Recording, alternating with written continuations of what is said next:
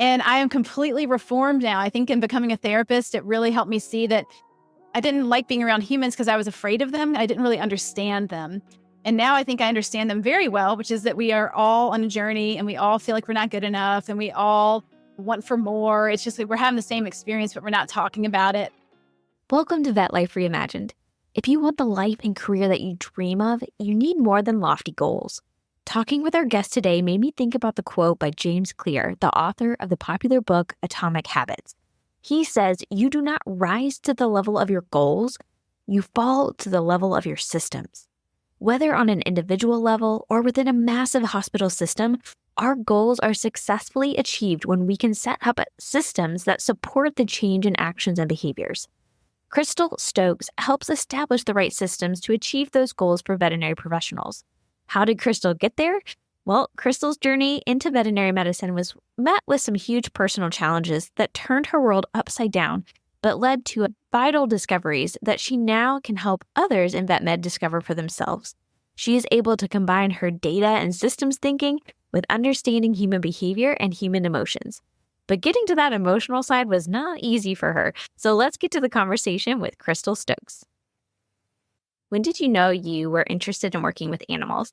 Oh, I was born with it. I'm one of those people. As a kid, I was obsessed with all things nature and science. And even as a very little kid, it's like 3 years or so of age, because I remember we moved to a new location.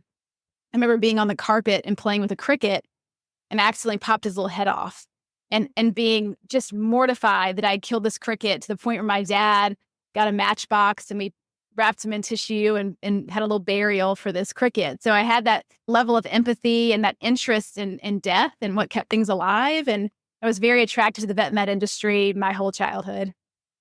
I've heard a story quite like that. I'm assuming that kind of prompted your decision to start focusing in biology. And I saw that you went to NC State for your undergrad and specialized in wildlife biology. I was looking at some of the cool experiences you did during that, worked with all sorts of animals. But what did you decide? You said you were interested in working with animals. Were you thinking a vet track, or you're just kind of curious to learn about different things with animals? What were your thoughts going into undergrad? Yeah, I always thought I'd be a veterinarian, actually. So I think it was middle school or it could have been elementary. They have us fill out those papers of like, what do you want to be when you grow up? And then they show them to you in high school. And on mine, it had veterinarian, paleontologist, and archaeologist. So I was a super nerd. You know what I mean? You could see me alone, like trying to dig up dinosaur bones. That was me. So I was always attracted to it. And at NC State, I was also pre-vet, pre-med. Wildlife conservation was the perfect major for me. I was mostly men in that major, just a lot of dudes hanging out in the woods. I felt very at home with that cohort of people. And we had great internships working with all different types of wildlife. So it was a really good fit for me as an undergraduate. Okay, so I'm curious. You said it's a bunch of boys in the woods, and you said it felt like home. Did you grow up with like a bunch of boys, brothers, or? I was primarily raised by my dad in the woods. We grew up kind of in the middle of nowhere as a large plantation with no neighbors. And I was always kind of a daddy's girl and just comfortable in that environment with fewer words, more trees. And it was a really good fit. And it's so funny that you're going to end up being a psychotherapist. And it's perfect. I grew up with a bunch of boys because I didn't know if that was something to do with it. That's so funny. I have a brother as well, but we didn't grow up together as our parents divorced. And my sister and brother grew up with my mom like 6 hours away. But we're very, very close, and I love hanging out with him too. Oh, wow. So you were thinking about vet, and I've spilled the beans. That's not quite the direction you went. But while you were at school, you were still exploring that. So I saw that you took jobs doing veterinary assistant, veterinary technician work. So what was that experience for you? Because it sounds like you were a full-time student potentially and doing that at the same time. So that seems like a lot. I mean, like many people attracted to the veterinary profession, I'm a hardcore overworker and have some perfectionistic tendencies. When I was in school, I didn't have financial support or backing, and I did start at NC State out of state. I was kind of those kids, I don't know what I was thinking looking back. I got into NC State and Virginia Tech, and I was from Virginia, so I could have just gone to Virginia Tech, but I was obsessed with NC State. I'm like, no, I want to go to their vet school, so I'm going to go to their undergraduate. And, the student debt part, it really did bother me. So I was dedicated to working full time while being in school just to pay down as much as I could or acquire as little debt as I could. I had jobs in addition to my vet med work, but I did work as a veterinary technician for 3 years. And the first 2 years of that were in companion animal, which I loved. I started from the kennels and worked your way up and had a blast. It was a privately owned clinic, and it was a great place to cut my teeth. But I also wanted more for sure. You kind of, find the stealing rather quickly in companion animal. And so to pursue more skill and just experience, I then took an overnight position as an ER tech. And I thought this was brilliant because I was going to work many more hours and get a lot more experience and even get paid more per hour. And I figured I would do that. And then, of course, be in school all day and sleep never, just drink a lot of caffeine. And I was able to keep that up for quite a long time because at that age, our bodies can take a lot of abuse. But the part I did not account for or prepare for was economic euthanasia. We just didn't see much of that in the companion animal GP space. At that level, I could deal with it. But in emergency overnight, there was just so much economic euthanasia. And we didn't have like training or support around that. We didn't debrief after it would happen. It was just sort of like, yeah, that was euthanized, move on. Boom, boom, boom, like a mill.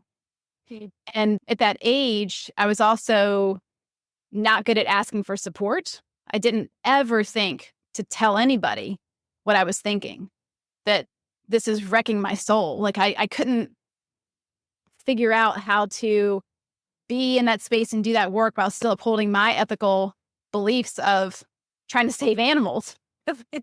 It was not working for me, and I didn't have a way to work through that. And the message in my head was just, kid, if you don't have what it takes to do this, you can't be a vet. And so there was a certain point, I remember my last cat, it was a gray cat that had a broken leg. So it was completely fixable. And the pet parent just could not afford the bill. And so they chose to euthanize. And I remember standing there thinking I should steal the cat because we weren't allowed to intervene and we couldn't. So I'm just going to steal it and run to my car and peel out of here. It'd be my last day. But I didn't. I just stood by and we euthanized it and then I quit. And that was my last day in any kind of technical role in veterinary medicine. So that was the beginning of a quarter life crisis that lasted quite a long time because I had no backup plan. It's such a good observation and point, though, around having more conversations around these hard things. I think this has come up in several of my conversations on the podcast. But as you're talking, I'm sure other people are thinking about several deaths and euthanasias that come to their mind and that we still remember after a decade. And so it really does impact us because this is why we went into veterinary medicine, is we did have a heart for these animals. And not only personally being able to have compensation skills or these skills to be able to handle this, but also, as we are the older ones in the industry, to have those communication skills to open that up, to say, how is everybody feeling? I remember one conversation we talked about even allowing for people to not be part of the case. Like if they needed to walk away from the case and have somebody else come in, it was an open conversation to make sure that that was okay. And so there's a lot of opportunity there, I think, to improve, probably still today, to have more of those types of conversations, especially internally, to support each other. But you mentioned this was the start of a quarter life crisis because you didn't have a backup plan. So what did you start to do to figure out, okay, so that not so much. All right, now what? So I finished my degree and just kind of stood there going, now what? I chose to go, I was all prepared for everything I'd done was in preparation for vet school. So I just slight deviation and said, all right, med school, close enough. Love medicine. I knew that. And I don't get as emotional when it comes to humans dying, not to be, and I know that might sound callous, but it didn't, I wasn't as scared of that. We don't euthanize humans for economic reasons here in the United States. So that's comforting. That was comforting to me back then. Went that path, discovered that's not the right path for me. Spun my tires, thought about physical therapy. Maybe I want to be a physical therapy DPT. Explored that. I was working as a physical therapy technician. So I was in that for a while. in parallel working as a personal trainer, and just nothing felt right. I really was lost. And all of the kind of trying to fix it work that I was doing of just try this degree or, take your MCAT, go all these things that my old self thought would work were just not, right? It's just like all I have is a hammer. I'm just hammering away. I have no other tools in the toolkit. And that brought me to my knees. Like I've reached a point of just surrender of I don't know what to do anymore. I just got to put my hands up. And I came from a family that thought therapy was for weak people or crazy people. So I had that narrative in my head. But I thought, I've exhausted all my other options of what I think works. I don't have any career options that sound good to me at all. Nothing's appealing. I'm going to go and try out the therapy thing. And oh my gosh, it was not natural for me at all to enter into therapy. It was very hard for me to talk about my feelings or to be introspective or to slow down. I found it quite excruciating. But through the course of therapy, I felt like I went from Pinocchio, like this wooden object, to a real boy, like something of flesh and blood. And I could finally feel my heart and like this inner part of me that I like lost since childhood. Like I kind of reconnected with this sense of purpose and hope and belief and ability. And I remember it was probably about 3 years of therapy before I came out the other side. And I remember sitting there with my therapist and I said to her, Deborah, I finally know what I want to be when I grow up. She's like, what is that? Because she was a very non-directive therapist. She was never really pushing or overly guiding in any way. She was really just helping me unfold. The 3 years of me unfolding led to that. And I said, well, I want to be a therapist. She goes, I was like, yes, because I need to know all the stuff behind the curtain that you've been doing. Like I was so enchanted with the magic. It felt like magic. It was so different than hard science, which is just so, to me, so obvious to see why it works or doesn't work. To me, this process felt mysterious and I love a good mystery. So I wanted to know. I wanted to know the science. I wanted to know why and how. And that's what led me to Palo Alto for grad school. I only applied to one school. It was the one she suggested. And I just went. It was that fast. It was a hell yes decision. So you were confident, you went into study more on therapy, and I know there's multiple types of therapy, which maybe we'll get into if you want to explain a little bit more. But once you were there and you were there to kind of figure out this mystery behind the magic of this transformation, what did you discover? That's the part I'm often embarrassed to admit. My program was a master's program. And I went in with the attitude in a way that I brought to NC State, which is show me the data, teach me the steps, I'll write the reports, I'll do the work. And I was good at that part. And I'm there with a cohort of people who they pretty much all had studied liberal arts. So we had different skill sets. I was kind of a little bit of a black sheep in the cohort. And what happened was some of these courses were like I described, like there's the science and the evidence and check the boxes and learn the skills and you're done.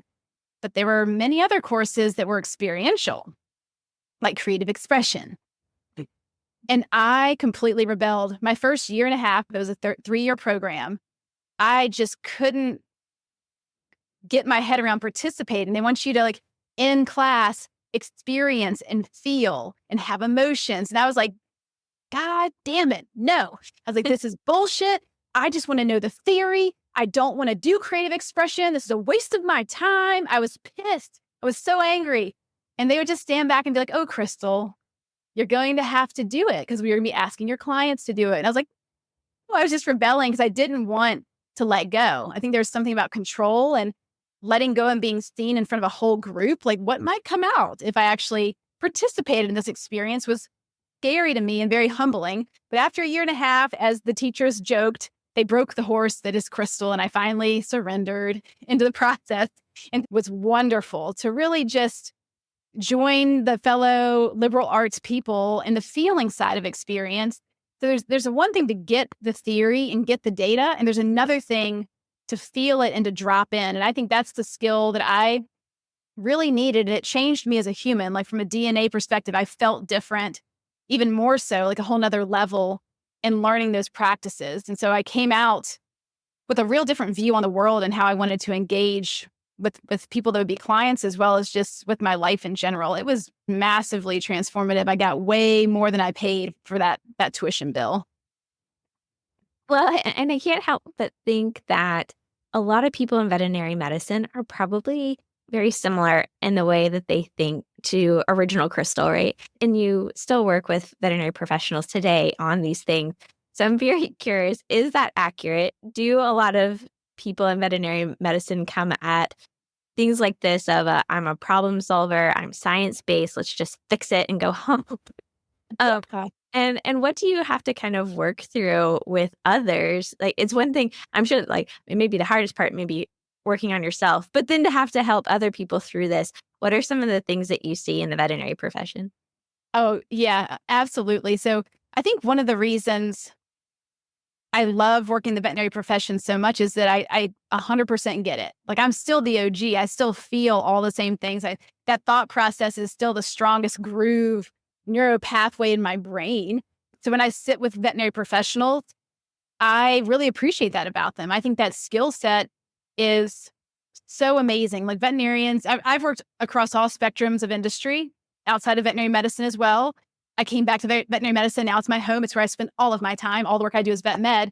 And I can say, I don't mean to make other professions feel less than, but I think veterinary medicine is the best. I think people that have the skill set of being able to work on multiple species, it's just phenomenal. So I always like to start with saying the way we approach problem is great. Be proud of that initial response because it often does work. When I work with veterinary professionals, I generally am coming in to address people issues, people challenges, especially retention. Hospital leaders that have people leaving, how do we help people stay? Wanting to have their team feel well, but also perform well, right? Profit and people. Those are big conversations. Also around resolving conflict that, if you have a big group of people, there's going to be plenty of conflict. That's just the nature of humans. So helping leadership really design and implement best practices to best support their people, to get the most out of it, and to have a life and a career that you really love. So when I enter into these spaces and we're working with humans, I want to take their knowledge of the science and the approach that we knee-jerk go to and just add to it. Like, it's a good starting point, but if you find you're hitting a wall, which we often do, now we just need to learn just additional skill sets. And I remind veterinary professionals that you all are incredible learners. You can learn anything. Look at all the things you've already learned. So I'm just here to teach you additional strategies. They might be outside of your comfort zone, but once you get some practice under your belt, they can feel just as comfortable as your hard science skill sets. Well, and you mentioned that you've worked across industries. So I want to go back to those because I think it's also really helpful to learn from other industries too. And especially for you, it looked like you really got into the entrepreneurship side of things too. You were working with like the global startup incubator in Santa Barbara. I was just like, oh, this is so cool. So how did going from mastering in counseling and then now starting to work in like startup incubators, entrepreneurship, like how did that all come into it as well? Well, I think this is a through line of what drew us together, as we both have a natural love for entrepreneurship. And I think that those of us that have been bitten by that bug have a colorful life. Even though it sometimes is a bumpy ride, it sure is fun. So when I graduated with my master's, I did enter in kind of cookie cutter working as a psychotherapist, just pure. And then I moved to Vienna for a few years, which is where I got more into the startup scene, simply because in Vienna, I couldn't work as a therapist legally. The space of expats happened to be around entrepreneurship. So I started coaching in that space just to offer kind of performance coaching, burnout coaching, things like that, team development coaching, leveraging skills I had as a therapist. And also I had done some additional training around coaching. So I was playing with that in Vienna. And then when I came back to California, I started kind of working in a hybrid way, partly as a psychotherapist, and I specialized in anxiety disorders and PTSD. I love working with military and first responders, as well as teenagers. I have a very special affection for teenagers. I think it's an amazing stage of life. And then I shifted into a position of director of operations. And some of the positions I've had through time, it's been a bit hodgepodge, but I've been sought out for operational roles. I think that my mind is very systems thinking. I love systems. And I believe that many challenges that we face are not really an individual challenge. They're really a system issue. So even if you have that one employee as an, in quotes, bad employee, I look at the system around that person and say, well, what were the 14 steps before this incident that went wrong that led to us here today thinking this is a bad employee? So those roles really helped color my perspective around like the work I do in veterinary medicine of how do we approach challenges? How do we approach our goals? And looking at it from a place of curiosity and looking at the system as a whole. So trying to take those things apart. I guess I'll pause there because it's kind of like the journey is a little bit messy how I bounced around between working for organizations and that kind of therapy and operational capacity, but then also starting my own business. I think like a lot of entrepreneurs, we have an internal hunger to do it our way. And I could see things in the systems I was working in, the companies I worked for that I thought, ooh, if I could do it my way, I would do this instead. And so on the side, I was developing my own practice. It was a hybrid between coaching and therapy, which eventually did become the company that exists today, full-time, Full Circle Lab. It was a slow process. Yeah. Before we go too much further, I mentioned that I know that there's different types of counseling and therapy. And I mean, my father is a child psychiatrist, and I still don't know all the different levels and types. And so do you mind defining what a psychotherapist is? Because that term sounds really funny. I know it does. It's fun. So really, it does. It sounds, yes, it is a weird word. So I think that oftentimes where we get confused, like as a lay population, before I was a therapist, I did not know the difference between a psychiatrist, a psychologist, and a psychotherapist. And of course, there are also social workers. We'll segment that out. So a psychotherapist has a master's degree, whereas a psychologist would have a PhD or a PsyD. And then a psychiatrist would have an MD, and a psychiatrist can prescribe medication. A psychologist, the difference between a psychologist and a psychotherapist is a psychologist is able to perform psychological testing. So if you have a kid that it's often for children when you're concerned about certain behaviors and you want to flesh out what's actually happening here. Is it ADHD or is it something else? You might send them to a psychologist for that type of testing. Both psychologists and psychotherapists can provide counseling and therapy. So as a psychotherapist, the bulk of my work would be to sit down with clients one-on-one or in group and help discover their diagnosis, put together a treatment plan, implement that treatment plan, and then assist them with discharge and their next steps, which is often where a social worker will come in and help connect them with resources in the community. They can do that earlier on in the process too, throughout the course of therapy if they need to be in something like AA while also in therapy. So we all often work together and overlap. And the company I've been in will have all different types of team members collaborating together on cases. I actually really love that collaborative approach to health, because this really is, it comes down to health in general. I can't help but remember, I'm trying to remember the actual phrase. You can put it in here when I get it. But Brene Brown, it's not an original Brene Brown, but she tended to quote it a lot. And it was something about that we fall to the level of our systems. And you were talking about being able to put in, working system wise or thinking that way and being able to implement that. And so again, I just love this kind of crossover between a more analytical science approach, but then also being able to get down to the heart of the matter. I love that you're able to do that, because I think back to that phrase of we fall to the level of our systems. If we don't have a good system in place, which system is not really a warm, fuzzy word, right? But if we do not have the systems in place, that it's really hard to use these skills that we develop, or we learn these more warm, fuzzy things that are extremely critical, but they're not going to succeed if you don't have those systems in place.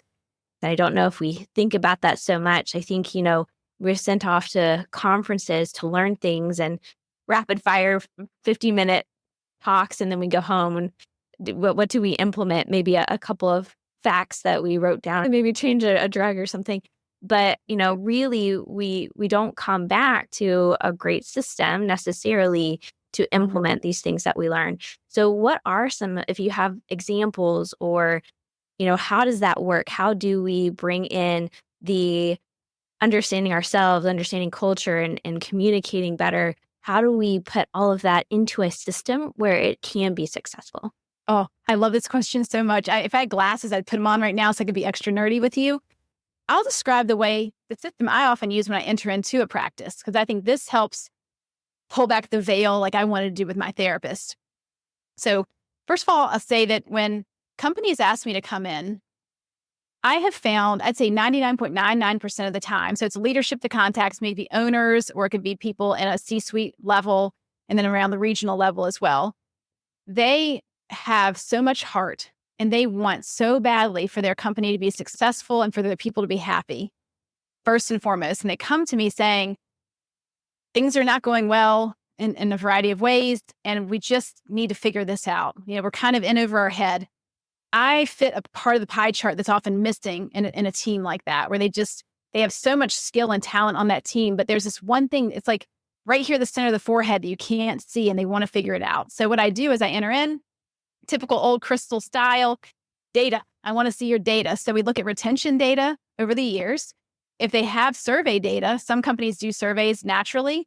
I'll take that survey data. If they don't have survey data, I'll help them put that together to perform that to find out. So that's usually employee satisfaction or ENPS data, the great way to get the pulse of what's going on with the team. Then we crunch that together. I take all the surveys and the retention data, I look through it, and I formulate a bunch of questions like, I wonder what's going on with that. I would like to ask the team a question about that. So I put together a list of interview questions based on the data, and then I fly in and I meet with a group. We just pick out a subsection of their team that I will interview. And I sit down confidential interviews so people feel safe to spill all the beans.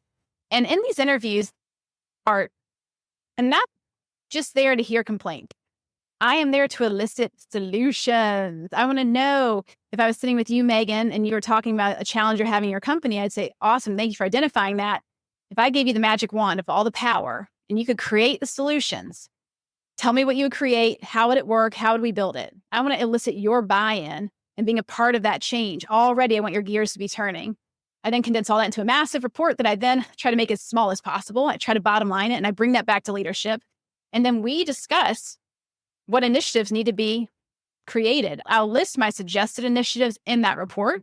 That to me is super fun, like to map out what I think would help and put together a treatment plan for the hospital.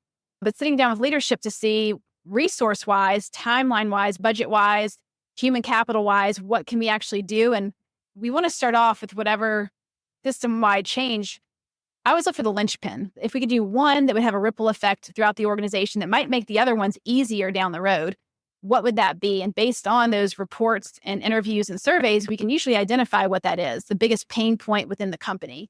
Sometimes it's around efficiency. Like you might come in, I had an organization that was larger, many hospitals across a region, and a big part of what was causing their pain was they just did not have clear or effective communication pathways. So even though they were working so hard and trying so hard, there was always a sense of chaos, a sense of dis-ease in the team because they weren't all on the same page. And as soon as we were able to figure out the technology piece, as well as who does what, who sits in what seat, and what is their responsibility to making that engine run, and then when we're communicating, how do we word it? What's the flavor of it culture-wise? So there's the soft and the hard put together. That was a huge change for that particular company.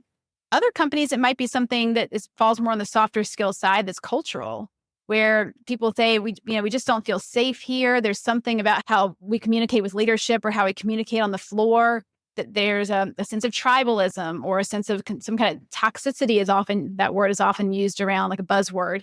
And so getting to the heart of that, of what would it take to change that narrative and have people feel united, or to feel that they're joining together against a problem instead of being against each other, like they are the problem. So the systems that we build are very unique to the hospital. I don't do anything cookie cutter at all, except maybe always offer Slack.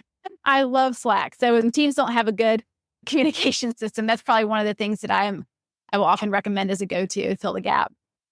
That's interesting on the Slack piece, because I guess probably a lot of hospitals don't think about using something like that. Now, maybe it might work a little bit better for a bigger organization. But the one thing that you seem to recommend across the board, let's dive in a little bit there. What is it about, like, I want to be a scientist here too. What problem are you solving with the Slack, and how does it make that problem a lot easier for a veterinary team? Great question. So I was introduced to Slack when I was on a startup team. And then I also learned to implement Slack in other companies. So I brought it into a psychotherapy company where I'll tell you, us therapists don't tend to like technology at all. So getting all these therapists on board, if you can do that, anybody can do it. For sure, hard science people can. What I love about Slack, well, I'll back up. I'll say the problem that we're solving is that so often in hospitals, like anybody listening to this podcast, raise your hand if you've experienced this. They often have like many different modes of communication. Some things are emailed, some things are in Teams, some things are done by smoke signals, some things are texted, sometimes they call you, and you're like, I don't know how to keep track of all this. My email inbox is overflowing. I am a big fan of not using email as much as possible. If you're getting texts on your private cell phone, that can be trouble for work-life balance and having boundaries. And it's just hard to locate things. My biggest challenge with that type of communication is, where do we go to find the most relevant information? If there was an important update and I can't remember what it was about a new process, well, then I'm not going to do the new process. And then you're going to get mad at me as an employee because I didn't follow through, but it was actually because the communication pathway sucked. So to me, we're trying to streamline communication to make it very easy for new information, urgent information, important information to flow through the hospital, and for it to go both ways, for people on boots on the ground to have a very clear avenue to manage up and to speak up the appropriate pathways. So the coolest thing about Slack is that it's a place that I think it kind of replaces text messaging and can also be a place to do like shorter emails, things that don't need to be very long can also go into Slack. You can also attach things like documents or, PDFs, all that stuff can live there. You can create channels that are specific to certain groups. Like one channel can be for only your lead technicians. Another channel can be for only veterinarians. Another channel is for upper level leadership, like medical director, hospital administrator, and so on. And you can clarify who gets what messages based on those channels. You can set up reminders. You can pin things. So you can find them later. It's I don't even use all the functions on Slack. Like it's over my head. But even the basic functionings I find just so helpful from a communication standpoint. Yes. And I do know you can have Slack on your phone, but I also like the ability to have it that there's some separation of it as well. So you know that to get important business information, this is the place to go. And when I go home for the day, then Slack stays at work and I can be at home. I think that's really important too. The other thing that I really like about this is something that I have seen across multiple companies that I've worked with is the importance of the communication from leadership. It's really, really important that be often and consistent, because I feel like when there is a disconnect with your leadership team, I always say this, right? If you aren't giving people a full story, human beings do not like gaps. And so we will fill in the gaps and we will usually do it at the worst case scenario, right? And so when the leadership is able to communicate, and I mean tippy top leadership too, I'm like, especially if you're talking about big corporations, I just think that's so important. And what do you think? Because I know you have done a lot with leadership coaching as well as full team reducing turnover and things like that. But when it comes to leadership, what do you feel is that part in this overall puzzle? Yeah, I will answer that. And but before I do that, I'm going to go back to the Slack comment because I really like what you said around the use of some kind of these technologies. Like for my team, I have a team of coaches that are a mixture of DVMs who are certified coaches and social workers who are veterinary social workers. We keep all of our stuff on Slack. And I recommend to all of them, set your notifications or do not disturb based on your need. We have agreed upon turnover in communication, like how fast we're supposed to respond, and we agree on that. But otherwise, I want them to have those healthy boundaries around how they engage with their technology. And Slack, you can have either on your desktop or your phone or both. I have it on both, but I can turn off my notifications on Slack. So I only see it if I proactively open the app.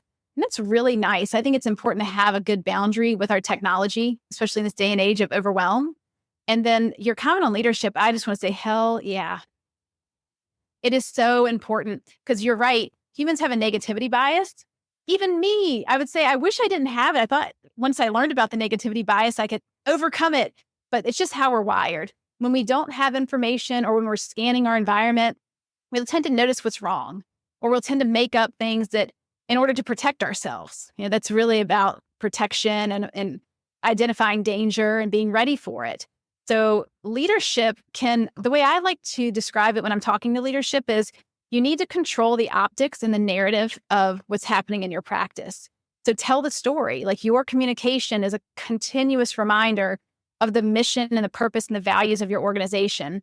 You should be living by them every single day. Your values define how you make decisions in your company, reminding people that they are appreciated, celebrating wins. When things go wrong, having a pathway to talk about it. So you want people to have this consistent, like you said, consistent and frequent communication with leadership. And it should be mostly positive, that they are just in touch, keeping you up to date on what's happening, giving positive feedback, so that when they do contact you about something that went wrong, or you all have to manage a difficult situation, you already have that rapport built. You already have a foundation of trust built, and it's just another conversation. So you're used to positive and negative all being a part of the mix, and it feels natural. If the only time your staff hears from leadership is when they've messed up, in quotes, what do you think that relationship's going to be like? They're going to flinch every time they see your name pop up on Slack or email or on the phone. They're going to want to avoid you. So if you want people to have a open flow and relationship with leadership, you have to cultivate that continuously. It's like a garden. You got to prune it and weed it and fertilize it and water it. Yeah. And I mentioned, I think it's important for the tippy top, but I also think it's important all the way down. And the better the tippy top is, I think makes it all the easier going down in general, because now I have things I can communicate. Now I know information that I can have conversations with my team and not just like, yeah, you know as much as I do. That's not helpful. But I think all elements of leadership, even if you are lead technician or veterinarian, all of those things are important to also implement those communication skills as well. I'm dying to piggyback on that and say yes, because so much of what my coaches work on, the language I use a lot when I enter into companies is Full Circle Lab. My team is here to help bridge the gap between leadership and people boots on the ground. Because very often what I hear during my interviews of boots on the ground staff is that they don't care. There's no point in even communicating with them. It never goes anywhere. They say they're going to do something, then they don't do it. Every hospital, I hear this kind of refrain. And I want to remind staff that it's not intentional. It truly isn't. It's usually because we don't have a good system in place, or leadership is truly overwhelmed. I often see people in leadership roles wearing 14 hats. And I think, oh my goodness, so we need a lot of systems for them to succeed. So in the bridging of the gap, this is where my coaches often come in, and they will work with staff that are boots on the ground and help develop leadership skills. And I think anybody can use leadership skills, whether you are a newbie tech or a seasoned medical director, learning communication skills, learning to deal with conflict, learning to deal with our own emotions, learning interpersonal skills, learning delegation, all of that. So when our coaches are talking to team members, we are often working on communication up and managing up. Very often team members are shut down and they don't want to speak up. They feel like either they're not comfortable with it or they feel like it's not going to get the result they want. So we do baby steps, like mini exposures of getting them more and more comfortable with putting their hand up and having a voice. And we always advocate for not just complaining, but providing the solution that you want to be a part of. You'll get better results that way. And that has been really transformative when you have the leadership and staff kind of reaching towards each other and finally holding hands. And you see that synergy of what happens when they're really starting to align and get on the same page. It is just so rewarding. It definitely fills my cup with the work that we do. Yeah. And all of those things that you're doing is building up trust within the whole organization. And that is so vital. And I just wanted to bring back something that you kind of started with, as well as when you're brought in, it's because the leadership cares. It's because they want their people to be happy. They want to have everyone be successful. So to you assume a positive intent that, yes, they may be wearing too many hats. They may be human and have a lot of imperfections. But most of the time, it sounds like that they are really doing this because they want to do something better. They really care about their people and the company. And so that is very encouraging, I hope, for everyone to hear that and to participate in, yeah, they may be some challenging steps. They may be uncomfortable and you may have to build trust, but the fact that it's totally worth the effort into doing it. It's so true. I often see too, when I meet with people in leadership roles, like say hospital administrator, medical directors and whatnot, if I ask them, were you provided any specific training on how to manage and or lead? They're two different things. And they'll say, no.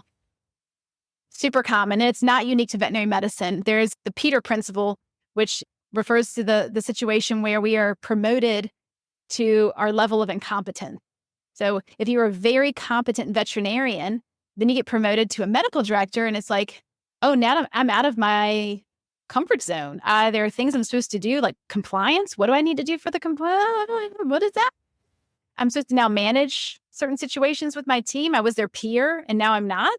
How do I navigate that? And the same thing for like a hospital administrator or practice manager who was formerly a technician. It's a whole different skill set. So that's also where we come in and provide that leadership development in terms of some of those skill sets that you really do need in order to succeed and developing your own style. I think too, giving people permission to not think there's some cookie cutter right way. Oh my gosh, please. That's a sure way to have imposter syndrome forever. But finding your strategy of leadership and management that is effective. So we do need to have the data that shows that it's working, but you can do it many different ways. Ooh, I love that. Where again, back to the having ownership over the solutions is that this is not just something we pulled out of a book or, it is us. This is representing us and our personal goals and who we are. And so therefore those solutions need to be as custom as those things are as well. And I know we're short on time. So you also started a podcast a few months before Vet Life Reimagined. So in January 2022, you started Vet Med Wellness and Leadership Podcast. And I was scrolling through the guests and you have tons of amazing guests. So not only do you talk to be top leadership, I don't know why I keep using that term, to people boots on the ground, to all these wonderful, intelligent people across the profession. So what is something that comes to mind that you, from all these conversations that you've had, is something that you feel is really relevant today for veterinary medicine that you would want to give as words of wisdom? Oh my gosh, that's such a big question. I'm glad you didn't give me that ahead of time because I probably would not have slept. Oh, no. And I will say that one of my next most amazing guests will be you, which is long overdue. I'm very excited to have you on. Yes. So of all the podcasts I've done, if I was going to extract something out, I get to have the difficult conversations. What I really love on my podcast is the level of authenticity. People come on there and they talk about their journey, and it's 9 times out of 10 very humbling. Even like how some of the companies that come on might be more of a, let's say, a service, like, oh, we provide this kind of financial service or this kind of software or this way of getting, medications into the hands of consumers that cuts out the third person. But when you look at the story behind how it happened, it was hard. It was experiencing something painful that can bring you to your knees and then having to overcome that. So I really love when people share that journey so that others can hear it. So much of my motivation for the podcast was I want people who are seeking, because I was one of those seekers. I sought for like 7 years. I was lost for a very long time. And to hear someone telling their story that helps you identify where you are on the map and gives you hope that even though you're on a dark spot on that map, if you keep walking, you're going to get back to the light. You're going to get somewhere new. And I think that those podcast episodes really are meant to generate hope and to have people start thinking creatively, because there's so many different ways you can be involved in the industry for people that feel like maybe clinical medicine is not my jam. look how big and broad veterinary medicine is. I know, Megan, you are a great example of that. And people need that kind of inspiration. So I'd say that's my biggest takeaway from all the podcast guests. That's excellent. Well, I always like to wrap up with a few final questions to just have some fun and learn a little bit about you. So, do you have a skill or an interest that maybe not a lot of people know about? This goes back to being a kid and being super weird.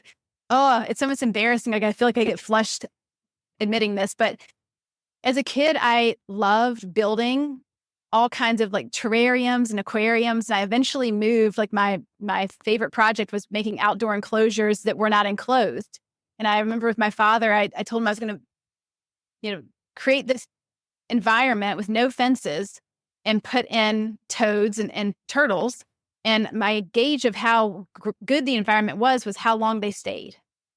And so I'd try and, make it so they'd stay longer and longer because there was nowhere else they'd rather be. And I think about that now and how that's pretty much what I do in veterinary medicine and how weird it is. Like as a little kid that I was so obsessed with that. And I would read field guides and try to understand the ecology and like the temperature of the fish tank. Or if I had a terrarium, there was a warm zone and a cold zone, and just so nerdy. But still to this day, if I had the time, I would be outside doing the same thing in nature that I would do in a vet clinic. Well, this is a perfect audience to be that type of nerd. So you're good company. And is there anything on your bucket list that you would like to do? Africa. Oh, I'm dying to go. I want to save it for a period of my life where I can stay for quite a while, because I think it's one of those places that I want to feel like I live there. Like I want to feel like I'm coming back home to some root, being able to explore a lot of different areas and feel the culture, feel the wildlife. I'm just worried that I might not leave. So I might want to make plans. I'm very attracted to Africa. I've never been. That's big on my bucket list. it's definitely worth it. I was in Zambia for 2 months. So yes, it was fantastic. And I would go back in a heartbeat. And finally, what is something you were very grateful for? My relationships. I think that it's what makes the world go round. And I was that person in vet med who would have said, I work in veterinary medicine because I don't like people. I just want to be around animals. And I am completely reformed now. I think in becoming a therapist, it really helped me see that I didn't like being around humans because I was afraid of them. I didn't really understand them. And now I think I understand them very well, which is that we are all on a journey and we all feel like we're not good enough and we all want for more. It's just like we're having the same experience, but we're not talking about it. And so now to feel that humans and the relationships that I have are by far the most important thing in my life. They bring me the most joy. And I think that they are the things that when I'm at the end of my life looking back will be by far the things I'm most proud of. I hope you enjoyed this fascinating veterinary story. We can make an impact in so many places. Check out the show notes for lots of resources. Please make sure you are subscribed on your podcast app, subscribe on the YouTube channel, and follow me on LinkedIn, where I hang out the most. You can contact me on LinkedIn, on the website at vetlifereimagined.com. And brand new is that you can text me. To send me a text message, find the link at the top of the show notes below that says, send us a text message. I want to thank our longtime sponsors, Fire Consulting and Will Hughes, who support the podcast over on our hosting platform, Buzzsprout. You can support the podcast too. Just check out the show notes for a link. And I hope to see you next time on Vet Life Reimagined.